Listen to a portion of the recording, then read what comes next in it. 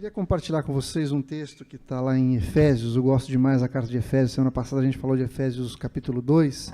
Hoje nós vamos falar de Efésios capítulo 3.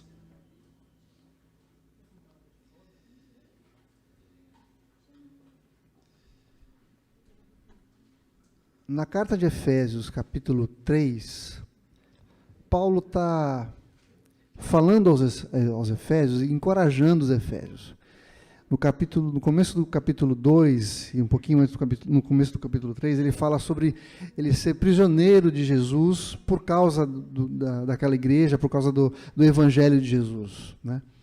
E ele percebe que nessa igreja de Efésios, em Éfeso, né, ele foi um dos implantadores daquela igreja, dos criadores daquela igreja, fundadores daquela igreja.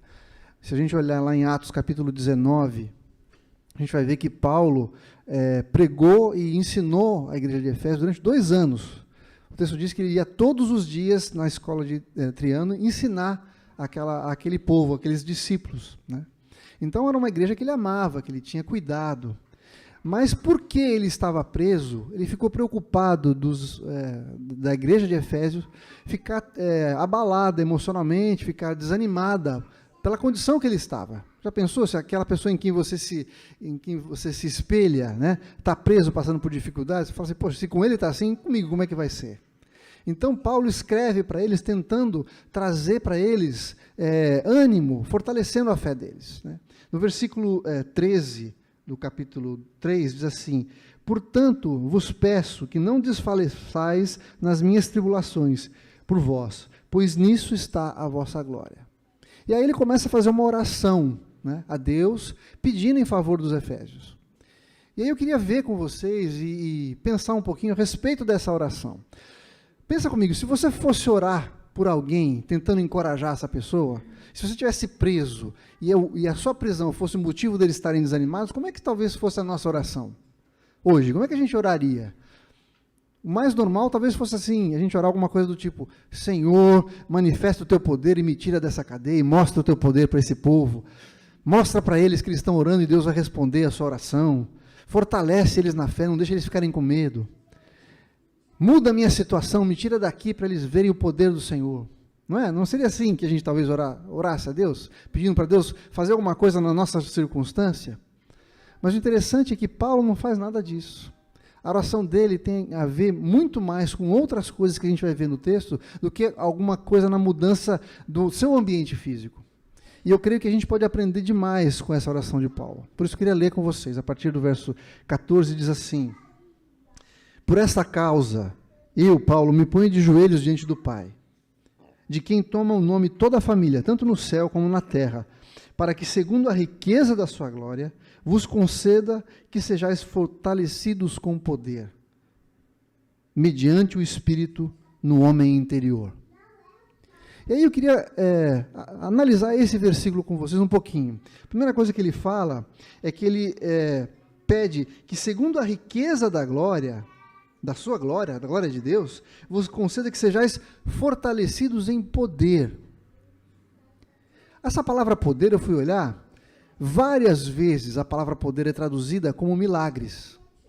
Muitas vezes quando a gente vê que Jesus fez um milagre, ou que saiu o poder de Jesus, a palavra que é usada é a mesma que está aqui, que é dunamis. E dunamis muitas vezes é traduzida como milagre. A gente tem um exemplo lá em Lucas capítulo 6, verso 19, que diz assim: e todos na multidão procuravam tocá-lo, tocar em Jesus, porque dele, de Jesus, saía poder e curava a todos.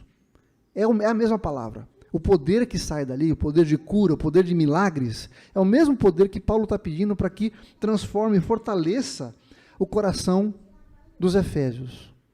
Ou seja, aquilo que Deus vai fazer na nossa vida para nos fortalecer, tem muito mais a ver com o poder de Deus dentro de nós do que com as nossas circunstâncias. Paulo era um homem que, ou por onde andava, operava milagres, curava pessoas. O poder de Deus estava sobre ele. Ele orava e Deus respondia. Mas a gente tem que entender que muitas vezes o que a gente precisa ser transformado, a nossa situação precisa ser mudada de dentro para fora. Muitas vezes Deus quer transformar o nosso coração antes de mudar a nossa situação. Por quê? Porque Ele sabia que o nosso corpo e as nossas circunstâncias passam. né? Veja lá, lá em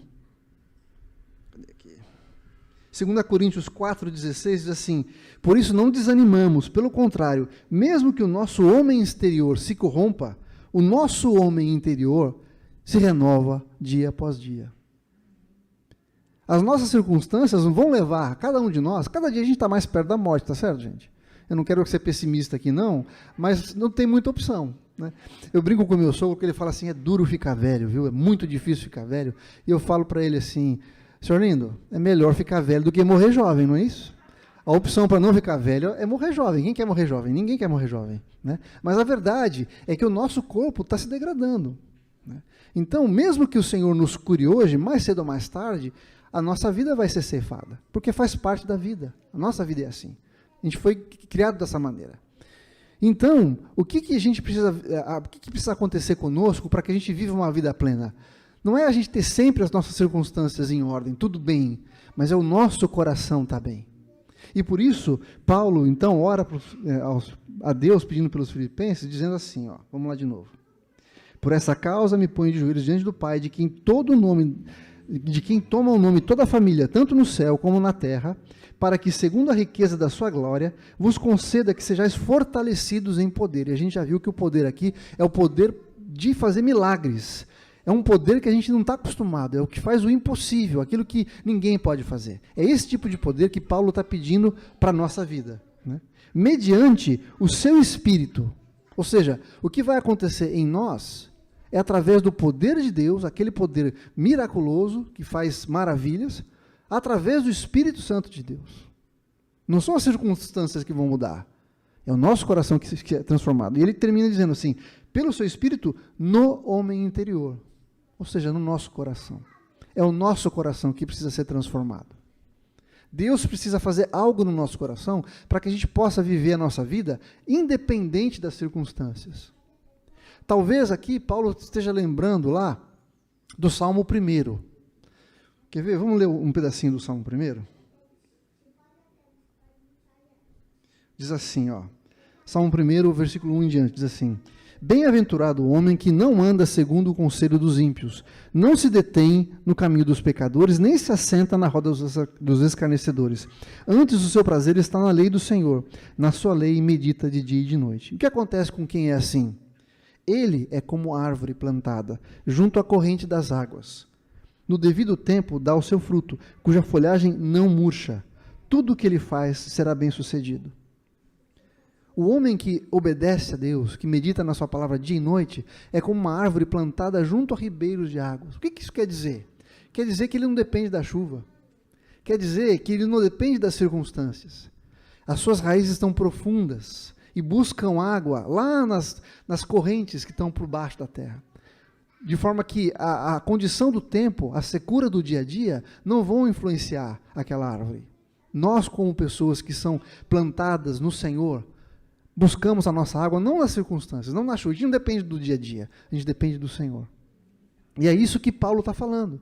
Ele sabe que as circunstâncias da gente mudam todos os dias, mas que se o nosso coração for fortalecido pelo Senhor, a gente é capaz de dar fruto e ter as nossas folhas verdes durante o ano todo, independente de se chover ou não, se estiver seca ou não, porque a gente não depende das circunstâncias. As nossas raízes são profundas e buscam água aonde está escondido. Amém? Agora ele continua dizendo também, aí ele vai ensinar como que isso acontece de fato. No versículo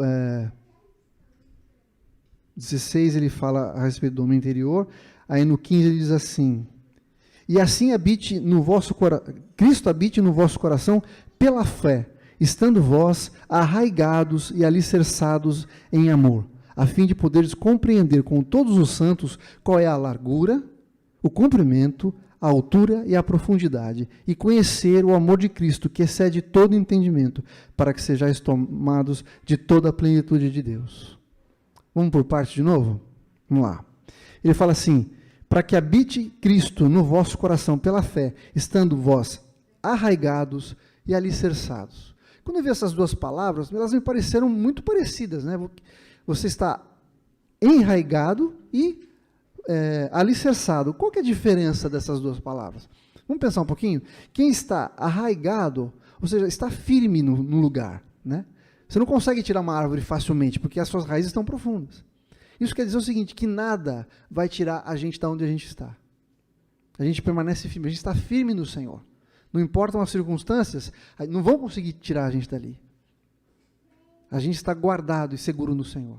Mas alicerçados significa que a gente está sob uma base que não vai ceder. Pode vir o peso que vier sobre as nossas vidas, que a gente também não vai se afundar. Então a gente está alicerçado e enraizado. Ou seja, estamos firmes, ninguém nos tira dali, mas também estamos firmes a ponto de não sermos abalados, aconteça o que acontecer. Um bom alicerce garante que uma casa não caia. Uma árvore bem enraizada não vai ser levada pelo vento. Essa é a figura que Paulo está querendo chamar a atenção dos Efésios. Que porque Cristo habita no nosso coração, a gente vai estar enraizado e alicerçado no Senhor, firmes no Senhor. Não importa as circunstâncias pelas quais a gente passa. É Ele que nos guarda e que nos abençoa. E aí ele usa uma figura a respeito do amor de Deus. Ele fala assim, vocês precisam entender e compreender qual é a largura, o comprimento, a altura e a profundidade do amor de Deus. Vamos pensar um pouquinho nesses atributos do amor de Deus? Por que ele fala sobre a largura? A largura fala da abrangência. Quanto é largo o amor de Deus? Isso tem a ver com o amor do Senhor alcança todos os povos, todas as línguas, todas as nações. Todo tipo de condição econômica, qualquer partido político, o amor de Deus alcança todas as pessoas. Não há uma diversidade tão grande que o amor de Deus não possa alcançar. Todas as culturas podem ser alcançadas pelo amor do Senhor. E uma coisa interessante é que nós aqui representamos um pouco disso. Aqui no nosso meio, embora sejamos poucas pessoas, a gente tem de tudo. A gente tem pobre, tem rico, tem branco, tem preto, tem gordo, tem magro, tem gente mais estudada, tem gente mais simples, mas o amor de Deus alcançou a cada um de nós, independentemente. Porque o amor do Senhor é capaz de alcançar o nosso coração e suprir as necessidades mais diversas que nós temos. Independente da nossa formação, da nossa condição. O amor do Senhor nos alcança. Mas ele não é só largo, ele também é comprido. O comprimento, a gente precisa entender qual é o comprimento do amor de Deus. Isso tem a ver com aquela questão assim, puxa vida, será que eu já não pequei demais? Será que eu já não pisei na bola demais? Será que Deus ainda tem alguma coisa para me oferecer? Ainda tem misericórdia de Deus para mim? O amor de Deus ainda pode me alcançar? Eu já aprontei tanto, já fiz tanto. Deus já falou tanto comigo, eu continuo caindo nos mesmos pecados, nos mesmos erros. E aqui, Paulo está falando que nós precisamos compreender qual é o comprimento do amor do Senhor. O Salmo 139 diz assim, se eu for para o mais profundo abismo, se eu me lançar nas alturas, se eu for para o mais fundo do mar, ainda assim o amor do Senhor vai me alcançar. O amor do Senhor é tão comprido, tão capaz de ir até onde eu for. Eu não posso fugir do amor do Senhor. Então, não importa como eu seja, qual é a minha origem, não importa os meus pecados, o amor do Senhor também me alcança. E aí ele fala da sua profundidade. E aí, a profundidade do amor do Senhor tem a ver com o fato de que Jesus desceu da eternidade e veio até a terra. E a Bíblia diz que ele foi até as mais as profundidades para nos trazer, para levar cativo o cativeiro. O amor do Senhor é capaz de ir até onde a gente jamais poderia imaginar. Não existe lugar mais fundo que o Senhor não possa ir até lá e derramar e mostrar o seu amor. E por último ele fala da sua altitude, da sua altura. Ou seja, o amor do Senhor é tão largo que engloba todas as pessoas, é tão comprido que vai até onde o meu pecado me levou, mas é tão profundo que vai buscar aquele que está mais perdido e nos leva para a altura que é a presença do Senhor.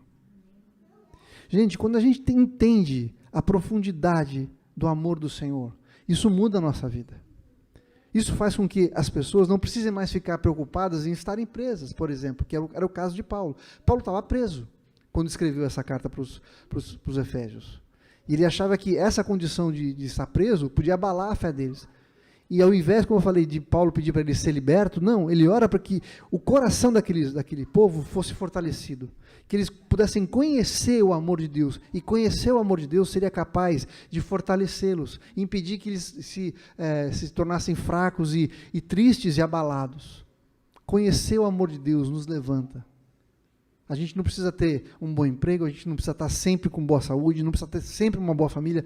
O que a gente precisa entender é que, a despeito de qualquer coisa, o amor do Senhor nos sustenta e é capaz de nos fazer ver e nos levantar, nos capacitar. Amém? E ele fala também, dessa forma, conhecer o amor de Cristo que excede todo o entendimento. Deu para entender que o amor do Senhor é uma coisa muito grande que excede o nosso entendimento, né? Mas veja, o amor do Senhor não é alguma coisa só intelectual. Ele quer que a gente compreenda o amor do Senhor, mas não é algo só intelectual. Aqui eu queria usar um exemplo para você. Vamos dizer que você, para quem me conhece mais de perto, sabe que a coisa que eu mais gosto de fazer é viajar. E para mim a viagem não começa quando eu chego no lugar. A viagem começa quando eu começo a comprar passagem, a pesquisar os lugares onde eu vou. Então eu procuro vídeo no YouTube, eu vejo sites que falam daquele lugar, das coisas que dá para fazer lá, quanto custa, como é que faz para ir de um lugar para outro. Então a minha viagem começa muito antes. E por mais que eu chegue preparado para essa viagem no lugar onde eu vou estar, a experiência de estar lá é muito superior a tudo aquilo que eu conheci, não é verdade? É mais ou menos como eu tirar a pós-graduação no mapa. Eu conheço o mapa de trás para frente, mas 15 minutos no lugar vale mais do que tudo aquilo que eu conheci pela internet ou pelos mapas, né? Então, a gente precisa experimentar o Senhor, o amor dele, se deixar ser preenchido pelo amor do Senhor. Não pode ser alguma coisa só intelectual. O Salmo 34 diz assim, provai e vede que o Senhor é bom. Não basta saber que o Senhor é bom. Eu tenho que me deixar estar vulnerável ao amor do Senhor e experimentar isso do Senhor. Eu costumo usar o exemplo de que eu posso falar para você que abacaxi é doce, mas é ácido. Você pode até falar assim, tá, acho que eu entendi o que é, mas você só vai entender de fato o gosto do abacaxi quando você comer o abacaxi. Eu posso falar para você que Deus é bom, e você pode até falar, não, eu sei que Deus é bom, mas enquanto a gente não experimenta a bondade do Senhor, o amor do Senhor, a gente não vai ter como falar disso de experiência própria. E o que Paulo está orando aqui é não para que as circunstâncias mudem, mas para que eles possam conhecer profundamente o amor do Senhor. E o conhecimento do amor do Senhor vai fortalecer aquela igreja, de modo que eles possam cumprir o seu propósito, cumprir o seu chamado. E para isso eu queria mostrar para você, voltar um pouquinho no texto de Efésios, deixa eu abrir aqui, Efésios capítulo 3, no verso 10 diz assim, para que pela igreja a multiforme sabedoria de Deus se torne conhecida, agora dos principados e potestades nos lugares celestiais, segundo o eterno propósito que estabeleceu em Cristo Jesus, nosso Senhor. Por que Paulo quer que aquela igreja seja fortalecida, que eles não se sintam enfraquecidos e tristes e preocupados com a situação de Paulo? Porque aquela igreja tinha um papel para cumprir. Lembra o que a gente falou semana passada? No capítulo 2, Paulo nos mostra de onde nós viemos, onde nós estamos hoje e para onde nós vamos, as obras que nós temos que realizar para o Senhor, que Ele já havia preparado para que nós realizássemos. Paulo quer fortalecer essa igreja para que ela possa cumprir o seu propósito, que é manifestar a multiforme sabedoria do Senhor. Um povo que se sente abalado, que se sente triste, preocupado com o seu futuro, um povo que está abatido pelas enfermidades, um povo que está abatido pela crise econômica, que não vê esperança nas coisas, não consegue testemunhar a multiforme sabedoria do Senhor. É por isso que Paulo se preocupa em fortalecer aquela igreja. Para que aquela igreja forte, conhecendo quem é o seu Deus, o amor do Senhor que alcançou aquela igreja, possa cumprir o seu propósito. E aqui tem uma outra coisa que eu queria compartilhar com vocês, que é muito importante, que está nesse texto também. No versículo 17, no 18, diz assim, Cristo habite em vosso coração pela fé, estando vós arraigados e alicerçados com amor, a fim de poderes compreender com todos os santos qual é a largura, o comprimento, a altura e a profundidade. Paulo diz aqui que para que isso aconteça, a gente precisa conhecer com todos os santos. Ou seja, é aqui, ó, é entre nós aqui. Um falando com o outro, um experimentando a graça do Senhor, vendo no outro o amor, para que a gente possa então conhecer o amor do Senhor. O amor de Deus só se manifesta através do corpo de Cristo. Nós somos o corpo de Cristo que manifesta o amor dele para outras pessoas. Existe um escritor chamado C.S. Lewis, e ele conta que quando ele era garoto, ele tinha um trio de amigos, eles eram em 3 amigos. E eles eram muito próximos, eles gostavam muito um do outro, mas um deles morreu. E eles ficaram muito abalados, muito tristes, né, por causa disso. E aí o C.S. Lewis acabou se conformando e se consolando com o fato da morte do seu amigo, pensando assim, bom, pelo menos agora eu vou poder desfrutar mais daquele amigo que sobrou. Eu não vou ter que repartir mais esse amigo com o outro. E para surpresa dele, ele não conseguiu ver no amigo as coisas que ele via antes. Por quê? Porque aquele amigo só se podia se manifestar plenamente na presença do outro, daquele que havia morrido. E com Deus a mesma coisa. Deus é tão grande, tão poderoso e tão grandioso, que é impossível que ele possa se revelar a nós só para nós, só em nós. Deus usa cada um de nós para revelar uma faceta de Deus. Eu me relaciono com Deus de um jeito e o Orlando de uma maneira diferente. E aquilo que o Orlando conhece de Deus, ele conhece de Deus porque ele se relaciona com Deus de uma maneira diferente. Então, para eu conhecer aquelas coisas que foram reveladas para Orlando, só através do Orlando. Percebe como isso acontece? Por que é tão importante a gente estar juntos aqui? Se reunir, por quê? Porque a gente é um clube? Não. Porque quando eu estou com vocês, vocês vão me abençoar e vão me mostrar coisas a respeito de Deus que eu jamais seria capaz de encontrar sozinho, de experimentar sozinho. E a mesma coisa para mim.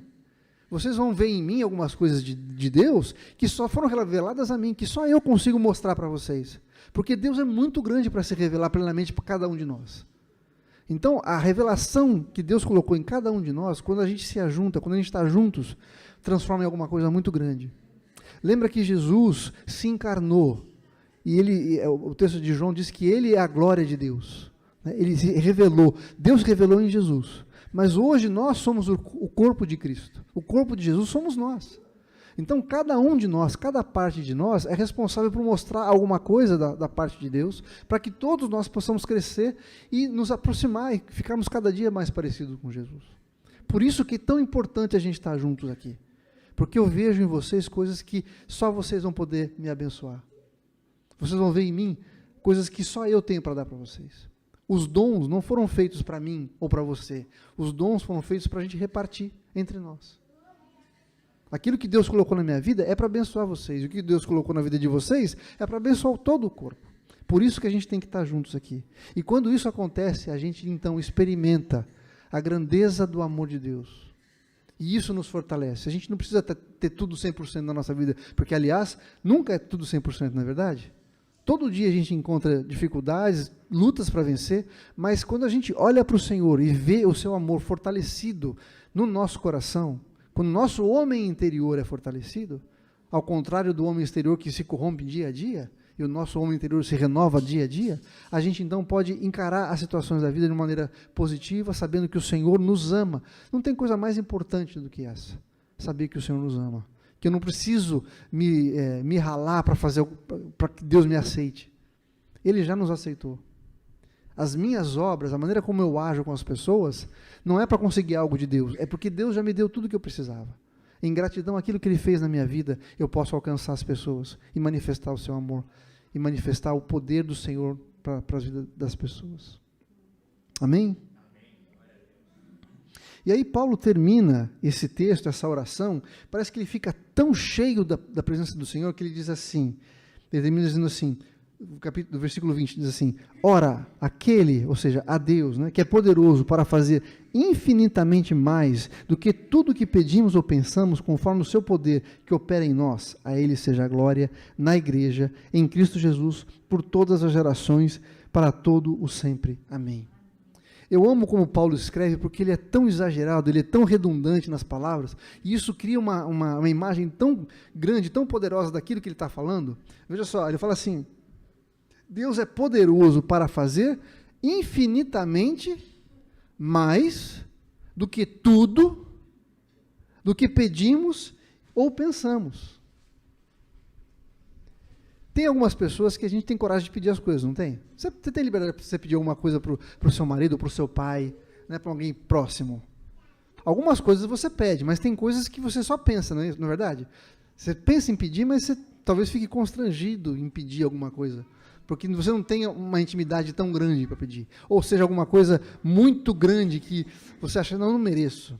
Mas algumas coisas a gente pede. Mas o que o texto está falando é que Deus é capaz de fazer muito além. Vê quantas palavras de intensidade Paulo está usando aqui? Ó, de novo, ele fala, fazer infinitamente mais do que pedimos ou pensamos. Ou seja, aquilo que eu tenho coragem de pedir para Deus, Deus vai fazer. Mas aquilo que eu não tenho nem coragem de pedir, que a gente só pensou, Deus é capaz de fazer também. Percebe o quanto é importante a gente permitir que o amor de Deus e que o seu Espírito nos revele o amor dele na nossa vida? Isso é mais do que suficiente para a gente ter uma vida plena.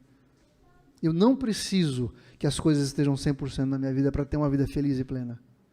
Eu posso ter felicidade, ser pleno, ser alegre, louvar o Senhor a despeito do que esteja acontecendo, porque Ele revela o seu amor para mim no meu coração. Em todas essas abrangências, seja na sua largura, na sua profundidade, no seu comprimento. Quando a gente entende esse amor de Deus, Ele é capaz de fazer muito além daquilo que nós pedimos ou pensamos, para a sua glória, através do poder que opera em nós. A palavra poder aqui, nesse texto, acontece várias vezes, e é sempre a mesma, dunamis, que em outras palavras, em outras partes do Novo Testamento, é traduzida por milagres. O Senhor tem milagres para acontecer na nossa vida. E eu não estou aqui simplesmente para encorajar você, falar assim, não, vai dar certo, vai acontecer. Eu não quero simplesmente ter uma palavra triunfalista para você. Mas eu preciso te dizer que quando o amor do Senhor entra no nosso coração e o seu poder nos fortalece de dentro para fora, nada pode nos arrancar de onde nós estamos. Nada pode nos abalar, porque o seu amor permanece em nós. E Ele é capaz de fazer muito além daquilo que nós pedimos ou pensamos. Amém, gente? Queria pedir para você fechar os seus olhos. Eu sei que talvez tenha gente aqui que esteja desanimada, triste, com problemas para resolver, com questões que não sabe como fazer. E talvez tenha até pedido alguma coisa para Deus, mas não teve coragem de pedir tudo aquilo que passou no seu coração. Talvez a gente ache que não mereça, que a gente já pecou demais, que foi muito além, que talvez o amor do Senhor não nos alcança mais. A gente já exagerou demais, a gente já esticou muito a corda. Mas não existe limite para o cumprimento do amor do Senhor. Não existe limite para a sua graça.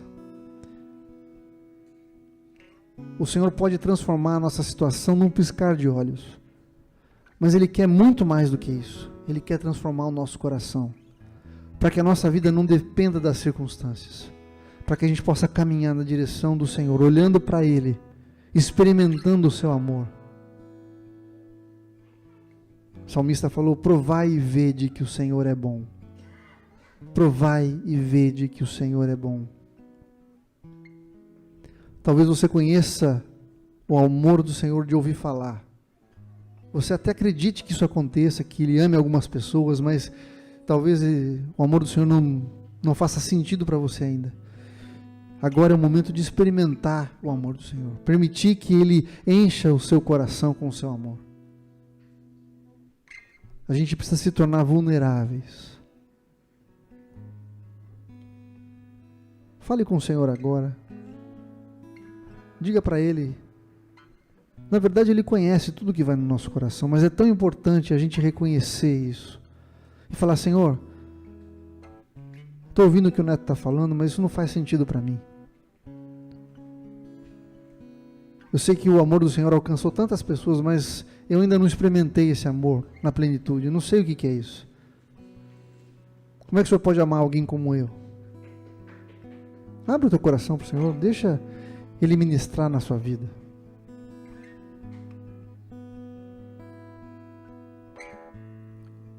E se você quer que o Senhor se manifeste, se você quer que o Senhor encha o teu coração, fortaleça o teu homem interior, se as lutas pelas quais você está passando são muito difíceis e você se sente enfraquecido, desmaiado, sem forças para seguir, Peça para que o Senhor enche o teu coração, fortaleça o Senhor, o teu coração, revele o amor que Ele tem por você, e que o poder, o dunamis do Senhor, aquele poder que é capaz de curar o leproso, que é capaz de ressuscitar os mortos, toque a sua vida agora. Senhor, nós te louvamos pela tua palavra, te louvamos porque o Senhor derramou o teu amor de uma maneira tão abrangente. Ninguém pode se esconder da tua graça, ninguém pode fugir dos teus olhos, Senhor. Obrigado porque o Senhor é aquele que se revela a nós. Obrigado porque Jesus desceu da eternidade, se fez homem para morrer por nós. E a tua palavra diz que não existe maior amor do que isso. Porque Deus amou o mundo de tal maneira que deu seu Filho, para que todo aquele que nele crê não perecesse, mas tivesse a vida eterna. Se você quer experimentar o amor do Senhor hoje, de uma maneira diferente, nova, queria que você levantasse a sua mão, num sinal de entrega, num sinal de rendição ao Senhor.